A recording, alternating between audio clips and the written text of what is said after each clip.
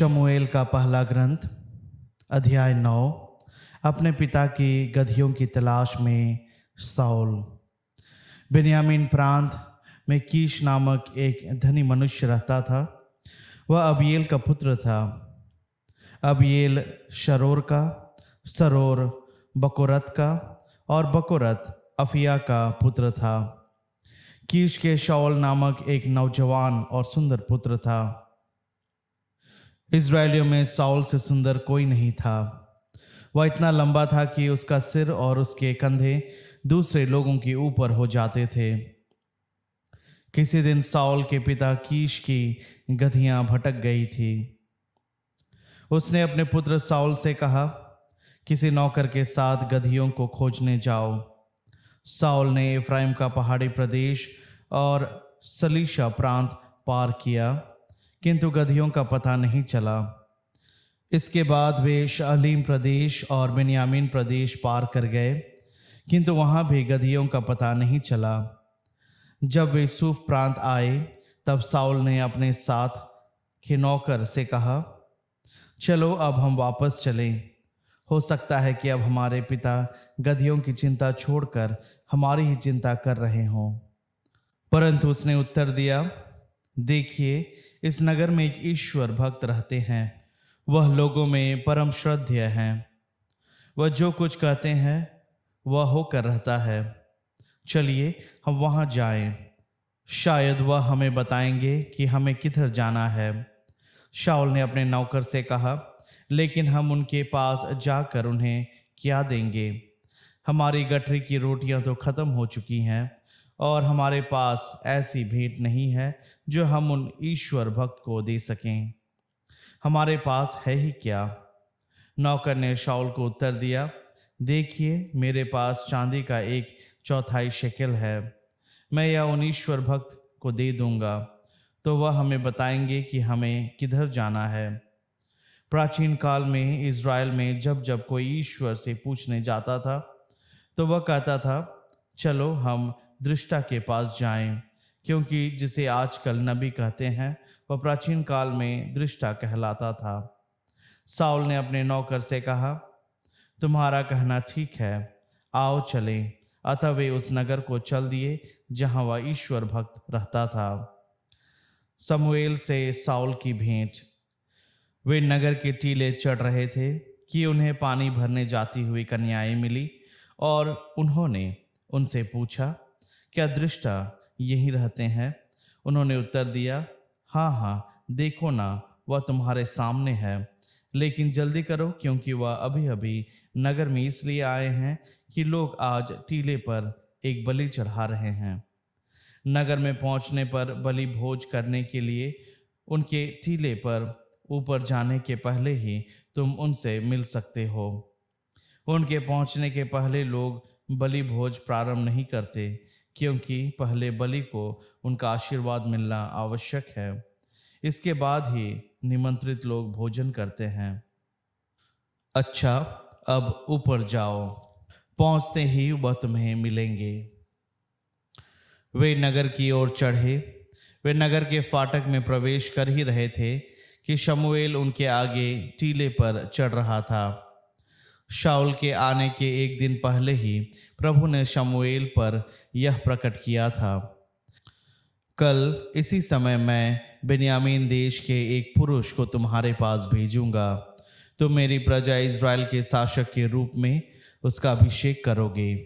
मेरी प्रजा की दुहाई मेरे पास पहुंची है, इसलिए मैं अपनी प्रजा पर दया करूंगा और वही मेरी प्रजा को फिलिस्तियों के हाथों से मुक्त करेगा। शमूएल ने जैसे ही साउल को देखा, प्रभु ने उसे यह सूचना दी, यह वही है जिसके विषय में मैं तुमसे कह चुका हूँ, यही मेरी प्रजा का शासन करेगा। साउल ने फाटक पर शमूएल के पास आकर कहा, कृपया मुझे यह बता दें कि दृष्टा का घर कहाँ है।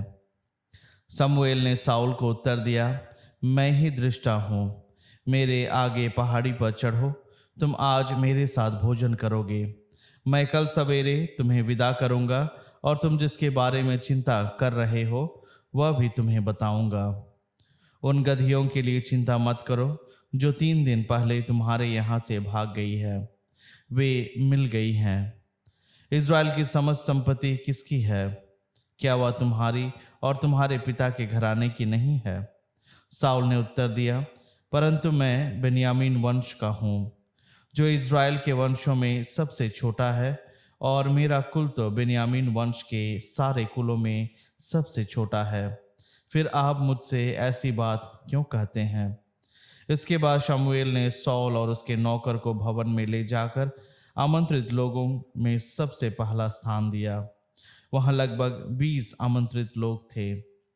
शमूएल ने रसोइये से कहा, जाओ वह व्यंजन ले आओ जिसे मैंने तुम्हें अलग रखने को कहा था।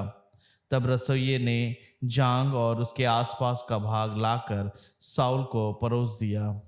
शमूएल ने कहा, यह अलग रखा हुआ भाग तुम्हारे सामने है, इसे खाओ, क्योंकि यह तुम्हारे लिए उस समय अलग रखा गया जब मैंने लोगों को आमंत्रित किया।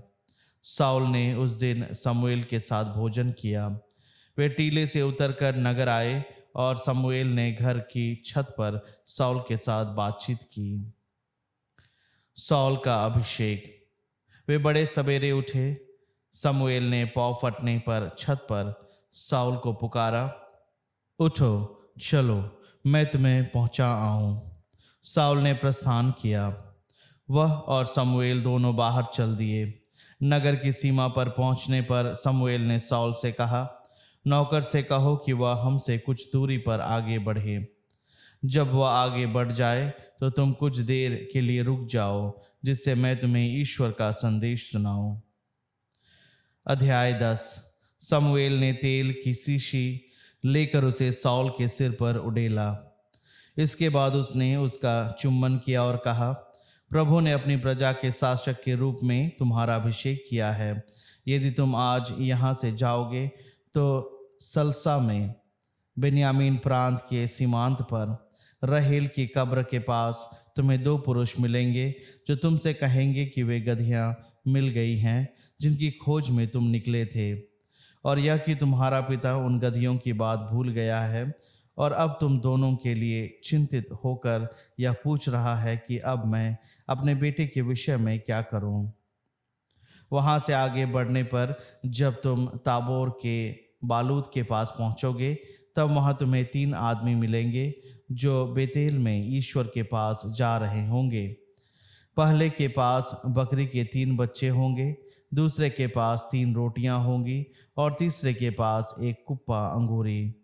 वे तुम्हें प्रणाम करेंगे और 2 रोटियां देंगे। तुम उन्हें उनसे ग्रहण कर लोगे। इसके बाद तुम गिबआत एलोहीम पहुंचोगे, जहां फिलिस्तियों का प्रशासक रहता है। नगर में प्रवेश करते ही तुमको नबियों का दल मिलेगा जो टीले से नीचे उतर रहा होगा। वे वीणा, डफ, मुरली और सितार बजाते होंगे। वे अविष्ट होकर भविष्यवाणी कर रहे होंगे। तब तुम भी प्रभु की आत्मा से अविष्ट होकर उनके साथ भविष्यवाणी करोगे। तुम एक दूसरा व्यक्ति बन जाओगे। जब तुम देखोगे कि ये बातें पूरी हो गई है तो तुम जो उचित समझोगे वही करोगे, क्योंकि प्रभु तुम्हारे साथ होगा। मुझसे पहले गिलगाल चले जाओ। मैं होम बलि और शांति बलि चढ़ाने तुम्हारे पास आऊँगा। जब तक मैं तुम्हारे पास नहीं आता और तुमको नहीं बताता कि तुम्हें क्या करना होगा, तुम तब तक 7 दिन तक प्रतीक्षा करते रहोगे। साउल का घर लौटना। फिर जैसे ही साउल शमूएल से विदा लेकर आगे बढ़ा, ईश्वर ने उसका मन बदल दिया और ये सब चिन्ह उसी दिन घटित हुए। गिबआ पहुंचने पर वहां उसे नबियों का दल मिला। उसे ईश्वरीय प्रेरणा प्राप्त हुई और वह उनके साथ अविष्ट हो गया। जब उसके पुराने परिचितों ने देखा कि वह नबियों के साथ भविष्यवाणी कर रहा है, तो वे आपस में कहने लगे, कीश के पुत्र को क्या हो गया है? क्या साउल भी नबी बन गया? वहाँ के एक व्यक्ति ने पूछा, इसका पिता कौन है? तब यह कहावत प्रचलित हो गई, क्या साउल भी नबी बन गया? जब साउल प्रकृतिस्थ हो गया तो वह टीले पर चढ़ा। साउल के चाचा ने उससे और उसके नौकर से पूछा, तुम लोग कहाँ गए थे? उसने उत्तर दिया, हम गदहियों को ढूंढने गए थे। जब हम उन्हें ढूंढ नहीं पाए तो हम समूएल के पास गए। साउल के चाचा ने कहा, तो समूएल ने तुम लोगों से क्या कहा है, मुझे बताओ। साउल ने अपने चाचा से कहा, उसने हमें आश्वासन दिया कि हमारी गदहियाँ मिल गई है। लेकिन समूएल ने राजत्व के संबंध में उससे जो कहा था उसने उसे कुछ नहीं बताया। राजा के रूप में साउल की नियुक्ति। इधर समूएल ने लोगों को मिस्पा में प्रभु के सामने एकत्र किया और इज़राइलियों से कहा, प्रभु इज़राइल के ईश्वर का कहना है, मैं स्वयं इज़राइल को मिस्र से निकाल लाया और मैंने तुम्हें मिस्रियों और उन राष्ट्रों से मुक्त किया जिन्होंने तुम पर अत्याचार किया था। परंतु तुमने आज अपने उस ईश्वर को भुला दिया जो तुम्हारे साथ कष्टों और दुखों में तुम्हारा सहायक था, और यह कहा कि हम पर एक राजा नियुक्त करो। अब अपने वंशों और कुलों के अनुसार प्रभु के सामने उपस्थित हो जाओ। जब समूएल ने सभी इस्राएली वंशों को अपने पास बुला लिया तो बिन्यामीन वंश के नाम चिट्ठी निकली। उसने बिन्यामीन वंश के विभिन्न कुलों को पास बुलाया और मटरी कुल के नाम चिट्ठी निकली। इसके बाद कीश के पुत्र साउल के नाम चिट्ठी निकली। लोगों ने उसे ढूंढा पर वह नहीं मिला। उन्होंने फिर प्रभु से पूछा, क्या यह यहाँ आया है?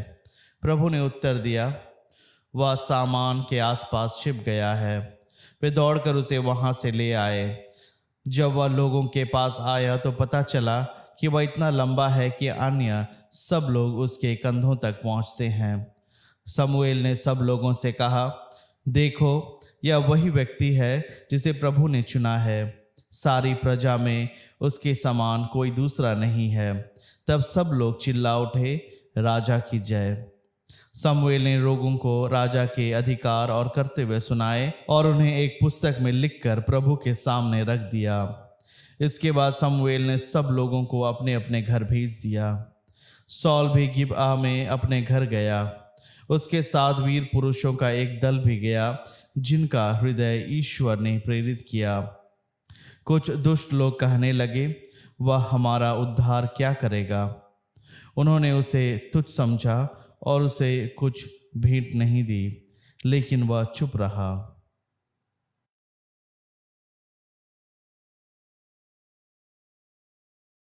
स्तोत्र ग्रंथ अध्याय 120।